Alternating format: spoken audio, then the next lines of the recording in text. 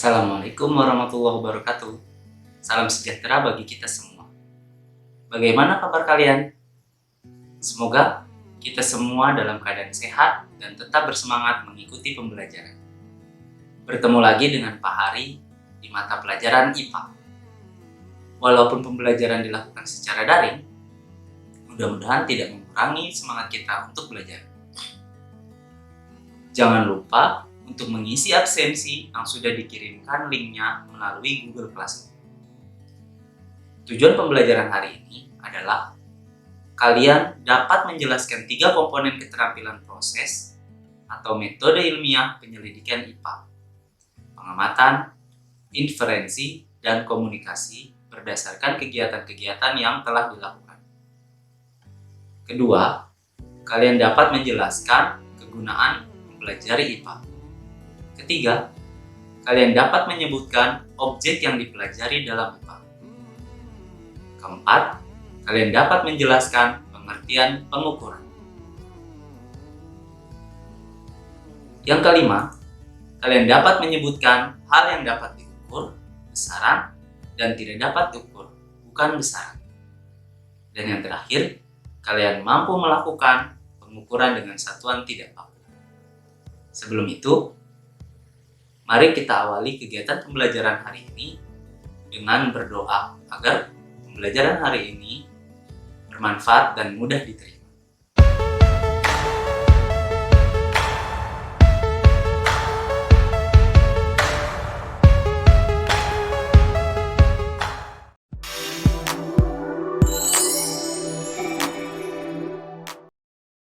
Hai, bertemu kembali bersama saya Azri. Kali ini saya akan membawakan tema objek IPA dan pengamatannya. Gimana sih ceritanya? Dalam suatu penelitian IPA, seorang peneliti akan melakukan pengamatan dan pengukuran untuk memperoleh informasi-informasi yang belum diketahui. Dari ketidaktahuan itulah kita dituntut untuk lebih peka terhadap lingkungan kita, objek di sekitar kita, perubahan cuaca atau suhu, dan sebagainya. Apakah Anda siap menjadi seorang peneliti? Ya, siapapun bisa menjadi peneliti. Coba perhatikan di sekitar kita. Terdapat berbagai macam benda, mulai dari benda hidup hingga benda mati. Semua bisa menjadi objek penelitian IPA. Coba perhatikan benda di luar lab ini. Kalian mengenal burung ini kan? Atau ini? Si raja hutan. Ikan bisa menjadi objek yang menarik loh. Atau kucing, peliharaan kita. Bukan hanya hewan saja yang bisa kita amati. Tumbuhan juga cukup menarik dijadikan objek penelitian. Pohon yang rindang dan daunnya yang berjatuhan. Begitu juga dengan buah-buahan atau sayuran yang sering kita konsumsi. Dari contoh-contoh tadi, kita bisa amati seperti gejala-gejala alam yang terjadi. Seperti contoh berikut ini. Apakah kalian tahu peristiwa bagaimana air bisa meresap ke keseluruhan permukaan pori-pori tisu?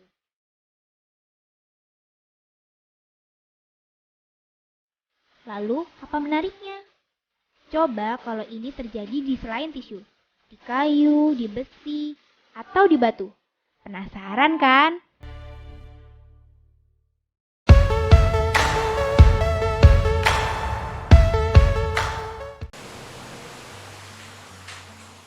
Kamu tahu kan, menjadi peneliti bukanlah suatu yang menyeramkan.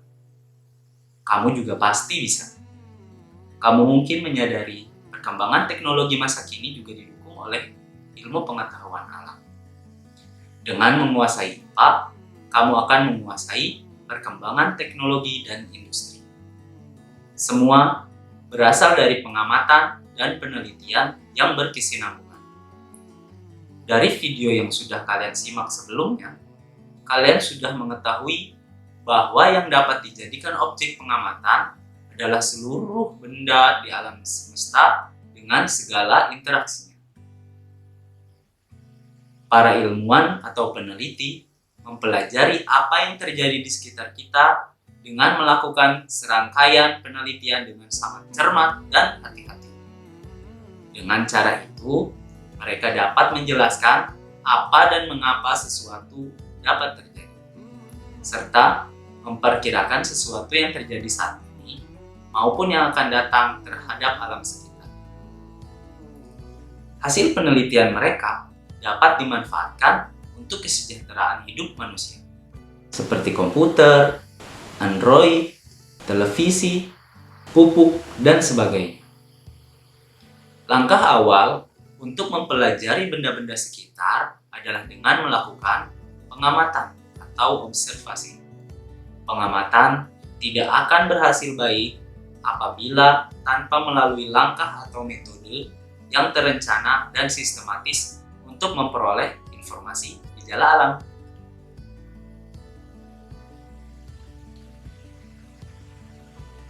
Untuk lebih jelasnya, ikuti penjelasan materi berikut ini.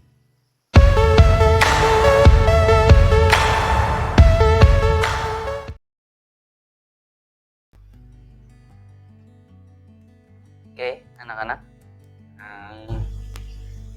kita bertemu di pembahasan materi ya di kelas IPA.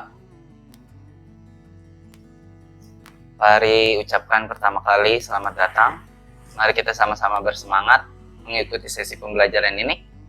Oke ya. Pastikan kalian siapkan ini sebelum mulai. Yang pertama, buku catatan, alat tulis, earphone, headphone, headset atau sejenisnya untuk memudahkan kalian mendengarkan penjelasan materi ini. Oke ya. Aturan kita ya, pertama adalah kerjakan tugas tepat waktu, kemudian tanyakan apabila ada hal yang belum dimengerti. Oke.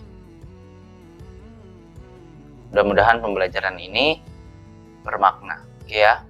Kita akan bahas langsung terkait dengan penyelidikan IPA. Oke ya. Yang pertama adalah pengamatan. Ketika kita mengamati sesuatu, ya kan? Kita melihat orang, oh orang itu tinggi ya. Nah itu dia ya. Itu pasti menggunakan panca indera. Ya. Kemudian, wah tinggi itu si Jono. Coba kita ukur. Nah, ya kan? Nah, ketika kita mau mengukur, itu pasti menggunakan alat ukur. Itu dia ya. Apa tujuan dari pengamatan? Pengamatan ini tujuannya adalah untuk mengumpulkan data atau informasi. Oke. Dia ya. Pertama adalah pengamatan yang tentunya menggunakan panca indera. Kemudian kedua adalah membuat inferensi, yaitu merumuskan penjelasan berdasarkan pengamatan. Penjelasan ini digunakan untuk menemukan pola-pola atau hubungan antara aspek yang diamati dan membuat perkiraan. Misalnya kalian lagi mengamati pengaruh limbah terhadap pergerakan insang ikan. Ya. Itu dia ya. Kalian catat deh dari hasil pengamatan kalian, ya enggak? Air limbah itu membuat ikan kesulitan untuk bernafas, ya. Insangnya bergerak dengan ikan tersebut menjadi agresif, ya. Kemudian mati. Nah, itu dia ya. Baru deh kalian membuat perkiraan. Apa yang membuat ikan tersebut bergerak seperti itu kemudian mati? Nah, itu dia. Merumuskan penjelasan berdasarkan pengamatan. Oke. Kemudian mengomunikasikan, ya. Hasil penelitian kalian dikomunikasikan secara lisan maupun tulisan, ya. Hal yang dikomunikasikan termasuk data yang disajikan, yaitu bentuknya bisa tabel, grafik, bagan ataupun gambar yang relevan. Misal tabel aja dulu, ya. Pertama, misal tabel, kalian lagi mengamati terkait dengan fotosintesis, misal, ya. Tabel pertama adalah tumbuhan hidrilla yang ditaruh di dalam air kemudian tanpa cahaya. Kemudian yang satu lagi dengan cahaya sebagian, ya, cahaya redup. Kemudian satu lagi dengan ditaruh di tempat gelap. Nah, ini misalnya ya. Apa kira-kira pengaruhnya? Nah gitu kan, itu di dalam tabel, dikomunikasikan di dalam tabel, kemudian grafik, bagan atau gambar yang relevan. Ya itu ya. Kemudian apa manfaat dari mempelajari IPA? Nah, kalian sudah di awal video sudah melihat kegunaan-kegunaan dalam mempelajari IPA. Yang pertama adalah memahami berbagai hal di sekitar kita. Ya. Misalnya apa nih? Berbagai hal di sekitar kita. Ya enggak? Mengapa hujan terjadi? Ya kan? Itu dia ya. Bagaimana itu bisa terjadi? Nah, itu dia ya. Jadi kalian memahami berbagai hal di sekitar kita. Kemudian meningkatkan kualitas hidup. Pemanfaatan bioteknologi ya dalam bidang pangan semisal ya. Yang tadinya misal yang tadinya misal tumbuhan sering banget ituin hama, diserang hama. Lalu dengan para peneliti mencari cara bagaimana bibit unggul ya sehingga tanaman tersebut kuat dari hama. Jadi ya, meningkatkan kualitas hidup. Menyelesaikan masalah juga ya. Yang tadinya misalnya karena banyak hama ketika dimodifikasi menjadi tidak mudah diserang hama. Ini dia menyelesaikan masalah. Kemudian menjadi kita menjadi berpikir logis dan sistematis. Ya, itu dia manfaat belajar IPA.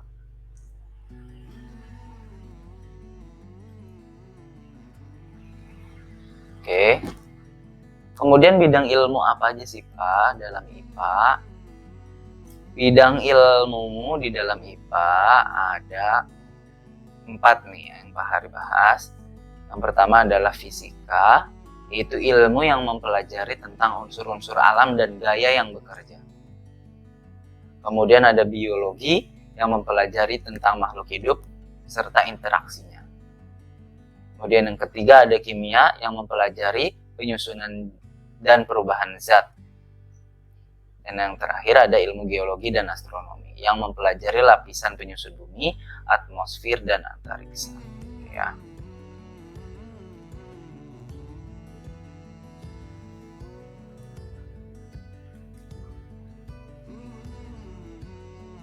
Oke, kita lanjut ke bagian pengukuran sebagai bagian dari pengamatan. Pengertian pengukuran. Pengukuran merupakan kegiatan membandingkan suatu besaran yang diukur dengan alat ukur yang digunakan sebagai satuan. Nah, kalian bisa lihat di background slide ini. Di sini ada orang lagi megang papan, ya enggak? Megang sama meteran. Ini lihat. Orang ini lagi ngebandingin meteran sama si papan.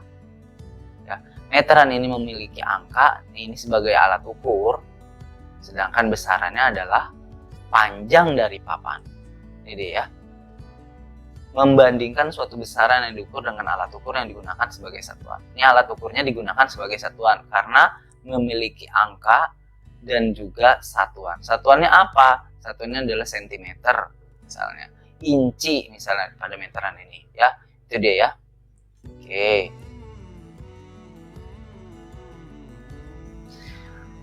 Syarat besaran.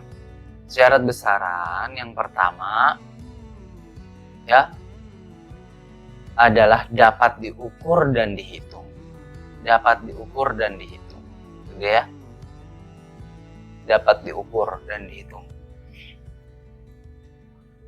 Kemudian yang kedua adalah dapat dinyatakan dengan angka-angka atau mempunyai nilai. Ketika membandingkan suatu besaran dengan alat ukur, ya enggak, panjang meja bisa didapat panjang meja tersebut 1 meter misalnya, ya. 1 itu angka, ya. 1 itu nilai dan satuan memiliki satuannya itu sentimeter. Jadi ya, syarat besaran itu. Kemudian pengukuran berdasarkan besaran berdasarkan cara memperolehnya terbagi menjadi 2. Yang pertama adalah besaran fisika. Ya. Besaran fisika yaitu besaran yang diperoleh dari pengukuran. Karena diperoleh dari pengukuran, maka harus ada alat ukur. Karena diperoleh dari hasil pengukuran. Ya. Sebagai contoh di sini Pak Hari tulis massa. Ya. Massa itu merupakan besaran fisika karena massa itu dapat diukur dengan menggunakan neraca dan memiliki satuan. Sedangkan kalau besaran non fisika yaitu besaran yang diperoleh dari perhitungan. Ya. Dalam hal ini tidak perlu alat ukur, tapi alat hitung seperti kalkulator. Ya. Contoh misalnya kalian lagi menghitung jumlah harga barang belanjaan ibu kamu. Nah ini dia. Oke.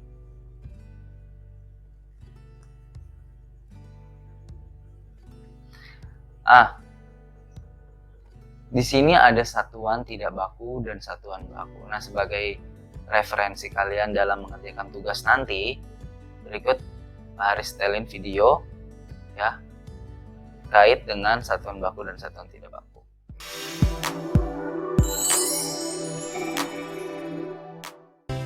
Saat ini kita akan belajar mengenai satuan tidak baku. Satuan tidak baku salah satunya adalah bagian dari tubuh kita. Untuk mengetahui nilai atau ukuran sebuah benda, kita dapat menggunakan bagian tubuh seperti ini.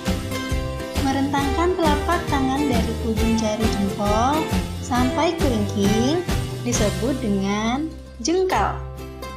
Mengarahkan tangan dari ujung siku sampai ujung jari disebut dengan hasta. Rentangkan kedua tangan kalian ke samping secara mendatar. Nah, jarak rentangan kedua tangan kalian disebut depa. Nah, di sekitar kita terdapat beberapa benda yang dapat diukur. Pengukuran tersebut dapat dilakukan dengan alat ukur tertentu. Setiap alat ukur mempunyai fungsi yang berbeda.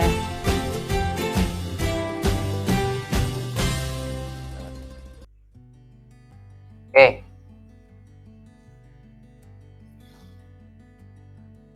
Nah ini, kalian akan dapat lembar kerja terkait dengan percobaan pengukuran. Nah, bagaimana percobaan pengukurannya? Kalian silahkan lakukan pengukuran benda yang ada di sekitaran rumah kalian. Misalnya meja belajar kalian. Ya, kalian mau mengukur panjang mejanya. Nah, tapi gunakan alat ukur panjang yang telah kamu peroleh di sekitar. Misalnya kalian mengukur panjang meja kalian dengan pensil, misalnya ya, dengan pensil. Pensil kalian yang ada di pegangan kalian itu misalnya mau dijadikan buat alat ukur kalian. Misalnya pensil itu mengukur panjang. Ada berapa kali pensil dibutuhkan untuk mengukur? Misalnya 7 pensil. Nah, panjang meja kalian catat 7 pensil, ditulis dalam tabel. Kemudian kalian bandingkan hasil pengukuran kalian dengan anggota keluarga. Ini Pak Hari ganti ya. Anggota keluarga. Ya. Oke. Anggota keluarga.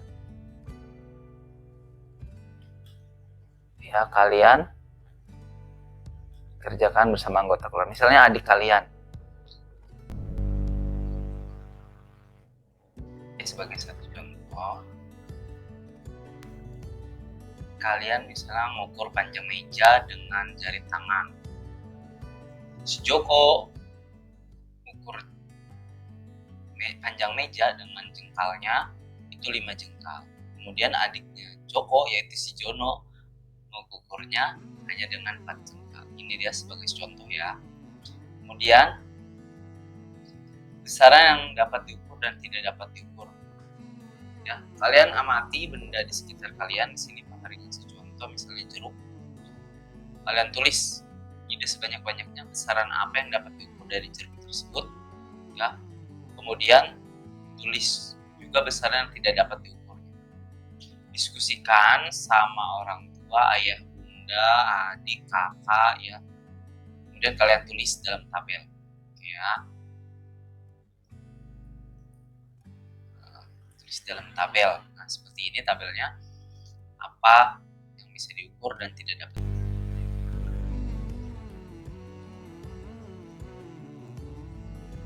Oke, anak-anak semua.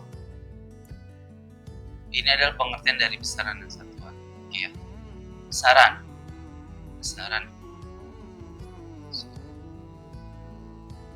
Besaran itu adalah sesuatu yang dapat diukur dan dapat dinyatakan dengan angka. Itu disebut dengan besaran. Ya. Panjang meja dapat diukur, kemudian dapat dinyatakan dengan angka 1 meter. Ya. 1 dan meter. Meter itu adalah pembanding dalam suatu pengukuran atau yang disebut dengan satuan. Jadi ya. Jadi besaran itu harus bisa dinyatakan dengan angka dan juga dapat diukur. Oke.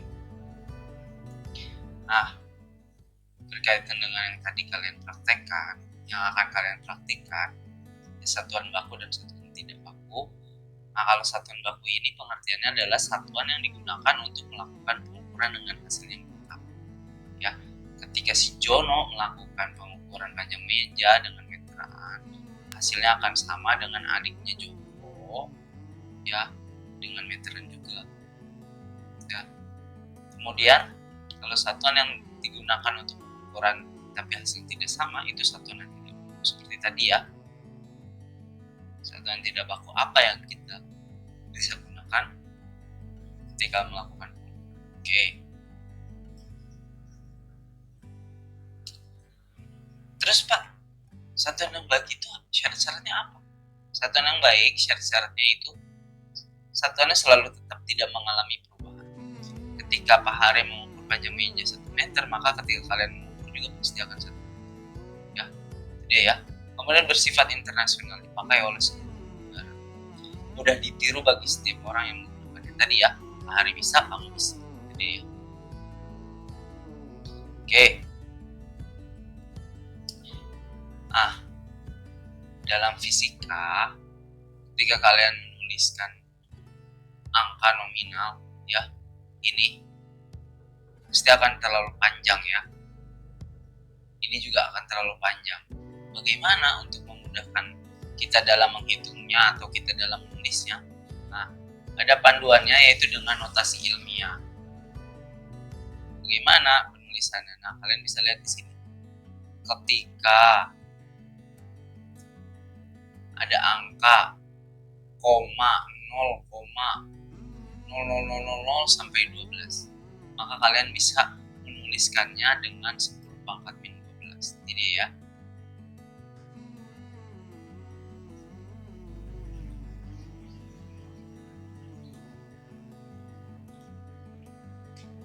Kemudian kalau semisal ada 1 juta, gimana nulisnya? Tinggal 10 pangkat 6, karena nolnya ada 6 di sini ya. Jadi ya. Oke. Terus bagaimana dengan menulis ini, Pak? Nah, ketika kalian ingin menulis ini, kalian bisa tulis seperti ini.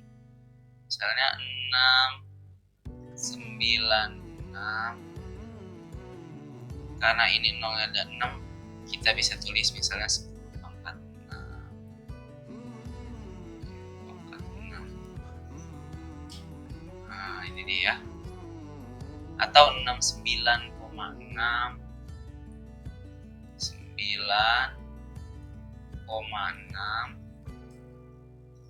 dikali 10 pangkat 7. Oke ya. Pak, terus bagaimana dengan koma? Tadi sudah ada contoh bahwa kalau koma ditulis dengan pangkat min ya. Nah, ini kita bisa hitung 1, 2, 3, 4, 5, 6, 7, 8, 9, 10, 11. Ya, ada 11. Jadi bisa kita tulis 5,3 dikali 10 pangkat min 11. Kenapa min? Karena dia bentuknya desimal. Oke ya. Oke, kita lanjut. Ini adalah tanggal satuan besaran panjang. Kalian mungkin sudah mempelajari di SD. Kalau naik dibagi 10 kalau turun dia dikali 10. Lalu bagaimana kalau di sini ada pangkat 2, Pak? Kalau di sini ada pangkat 2, maka 10 pangkat 2 itu 100. Jadi dibagi 100 atau dikali 100 kalau turun, ya. Kalau pangkat 3 begitu dan seterusnya, ya. 1 meter berapa desimeter? 10, oke ya, desimeter.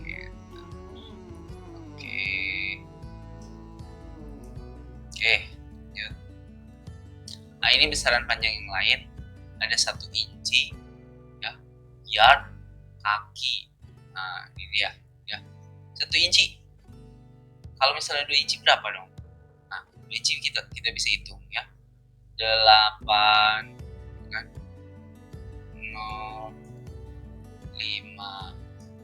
5,08 cm, ya. Oke, ini bisa kalian pakai untuk latihan, ya. Kita lanjut. Ini adalah satuan besaran massa, ya. Miligram, sentigram, desigram, gram, dekagram, hektogram, kilogram. Seperti yang tadi, ya. Kalau naik dibagi 10, kalau turun dia dikali 10, ya. Nah, ini adalah satuan besaran massa yang lain. Ada ton, ada kuintal. Mungkin kalau kalian ada massa yang lain, bisa kalian pelajari bersama dengan orang tua. Misalnya ons, ketika orang tua beli belanja gitu, ya, ons. Ya, itu dia, ya. Kita nanti pelajari. Oke. 1 ton 1000 kg.